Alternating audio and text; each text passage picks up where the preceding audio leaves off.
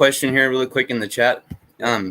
It's Anthony. This is the second part of his question, but what he's basically asking me is, would we be interested in going after Sarkisian if the rumors are true that Texas will go away from him, but to be our offensive coordinator? And what I'll say about that is I'm pretty sure even if he gets fired there, he'll still get another head coaching job offer. I don't think he's going to go back to coordinator yet. I just don't think so. I think he's young enough that even if it's just like a mid-major group of 5, all that kind of stuff, he could do really well in something like that, possibly. Yeah. Mike Williams, thank you, man. Appreciate it. Yes, thank you, Mike. Yeah, I mean, University of Washington's back open. I mean, you have ties to that area. You think they'd do Sark again? No, they're not going to run that one back, especially if the stories are true about how he just sat in his office with a warm case of beer next to him and just drank all day. That literally multiple. I've heard it over and over and over. Yeah. Dude. I'll tell you what, though. Speaking of Washington, and speaking of coordinators, I would gladly take Jimmy Lake as our defensive coordinator. Okay. Glad. I mean, not even a question. Gladly. Okay. You think he's the level of MDB 3000? Thank you so much. I'll let's see. Steve has looked a lot better. Think he can move to MLB. Yeah, I mean, because we probably will go back to a 4-3. I doubt that next year we'll be doing this 4-2-5 or whatever. Mm-hmm. So. Yeah, I mean, I'm open to anything. How much eligibility does Ryan Rigoni have? Honestly, I'm not kidding. He looked really good today. I have no idea how that works for a guy who was a walk-on for a couple of years. I don't know. Yeah, so I'm open-minded to anything with the linebackers as long as we can get the play elevated a little bit. So Mike Williams again. Thanks, man. Very generous of you. Thank you, Mike. Yeah, so Jimmy Lake, is he the type of guy, like let's say we get a Lane Kiffin. Is that the type of hire you put Jimmy Lake next to him where you can just be like, hey man, like defense is all you. Like let's go win some ACC championships. I think that those two would mesh really well, and especially get Jimmy Lake as far away from offensive decisions as possible. I mean, he just doesn't have a mind for that. Yeah. His defenses, though, when he was the DC in Washington, his secondaries were incredible, dude. Yeah. The talent he brought in and the talent he developed was incredible. Name after name after name, first, second round, third round guys. So I would gladly take Jimmy Lake, even though he doesn't really have a lot of ties to the area. Yeah. He's just a phenomenal coach, and he's the type of coach that players like. So he can make connections. Well, so a lot of people are asking us about Mario Cristobal and the game that's happened here in Salt Lake City. I want to get to that in a second, but I want to ask you a different question first. Yep. So what's your opinion on coaches having or not having ties to South Florida recruiting, and that being a qualifying measure to bring them in to the Miami Hurricanes? Do you want me to give my opinion first? Yeah, go ahead. Yeah. Okay. Personally, for me, I'm not buying it that much. Like there is talent every which way you go in South Florida. It is not hard to find. It's not hiding, And the thing is like kids want to win these days, I know that they want to be treated well. I know that there's a process with high school coaches and stuff. But I think if you're giving 110% effort and you're winning games at the University of Miami, I don't think you can be a bad recruiter. No. The area recruits itself. Yeah. I have to think that, I mean, I went to college an hour and a half away from home for a reason, right? Because I didn't want to be that far away from my family. I know that not everyone's the same, but I think a lot of kids, like that's the luxury that we have at the University of Miami, is that we offer the biggest local hotbed of talent the opportunity to come live 30 minutes, 45 minutes, hour and a half away from home and play on the biggest stage of college football. Yeah. I mean, it's tough to not want to, tough to not sell that basically. Everything that we need is there. Everything that we need for success is there, except the funding wasn't really at the highest level it should have been. So the rumors are, they're going to pump $20-30 million into the football program. So, dude, if they do that's awesome. That's fantastic.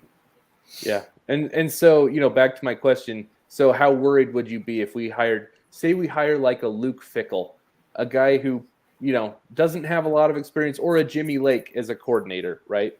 How much concern do you have that they don't recruit South Florida high schools very often? I'm not like do or die for that, dude. I know a lot of fans really they go if there's connections and we have to have connections and they have to be strong connections. Yeah. There are guys who are simply good recruiters in the world and they know how to recruit no matter where they are. Jimmy Lake's one of those kind of guys.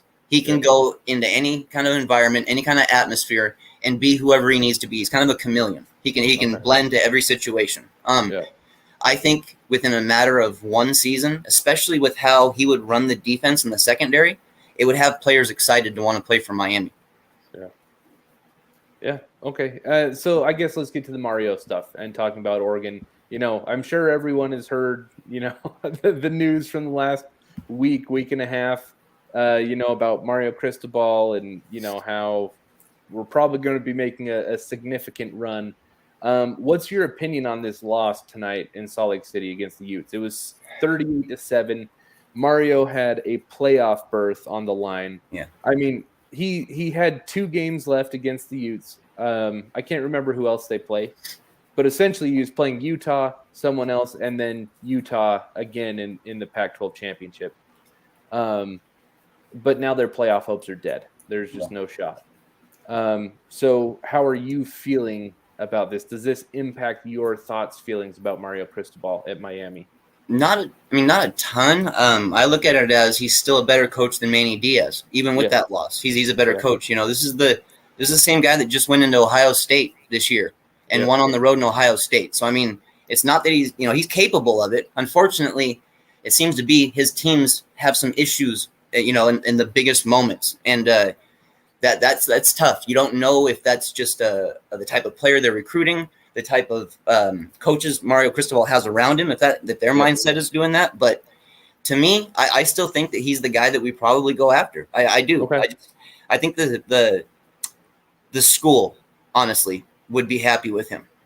Yeah, and so my opinion on this is, I've long been saying that I had Lane and Mario as probably dead even at 1 for me. Like, I just figured if we get either of those guys, it is just an absolute coup for the University of Miami. I still feel that way, but in the last week, maybe 2 weeks, I think Lane has kind of edged his way into first place for me.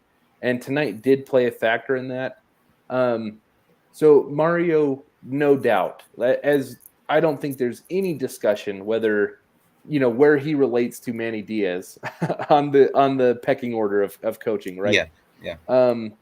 One thing I worry about Mario, though, is that there's kind of an established precedent of maybe a glass ceiling, on how high his teams can reach. Yeah. I know he's a great recruiter. I know he has ties. Things can change, right? I mean, Nick Saban didn't win 10 games till he's 50. I think that's important for everyone to remember, right? So Mario can certainly change that, but for me to be consistent philosophically, my biggest problem with Manny Diaz is that when it was time to put everything on the line, push all the chips into the middle of the table, that we came out flat, we looked unprepared, and we looked like we didn't belong. And that's what I saw tonight. Oregon versus Utah. So I'm not comparing the two. Mario already has a New Year's Six bowl win. That speaks for itself. He's already won his conference twice in 3 years. That speaks for itself. Okay. So I'm not trying to say that he's no better. What I'm saying is he what we're looking for? In my opinion, you have to separate all the connections and just make sure he's the best candidate. Yeah. I think he's a great candidate. But if Luke Fickell and Lane Kiffin also call me and say, hey, I want an interview, of course they're getting an interview, and I'm giving them the same shot that I give Mario. You do your due diligence, and that's something, unfortunately, our school hadn't done for a while. So we need to truly do our due diligence.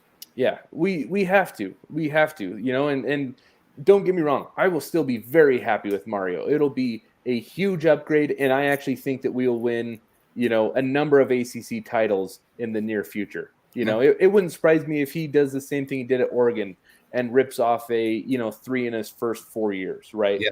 That would not surprise me at all. Like I'm not saying that I think he sucks, but what I am saying though is like, so I'm a Utah guy. Okay, Yeah. I grew up, live here. Kyle Whittingham has a reputation of folding. As soon as the Utes get some momentum, he folds like a lawn chair. Okay. Yep. And Mario outfolded him tonight. Literally. Like so to me, that was a pretty big red flag. That it's like, okay, Kyle Whittingham does this. This is what he does, and Mario just did it worse tonight.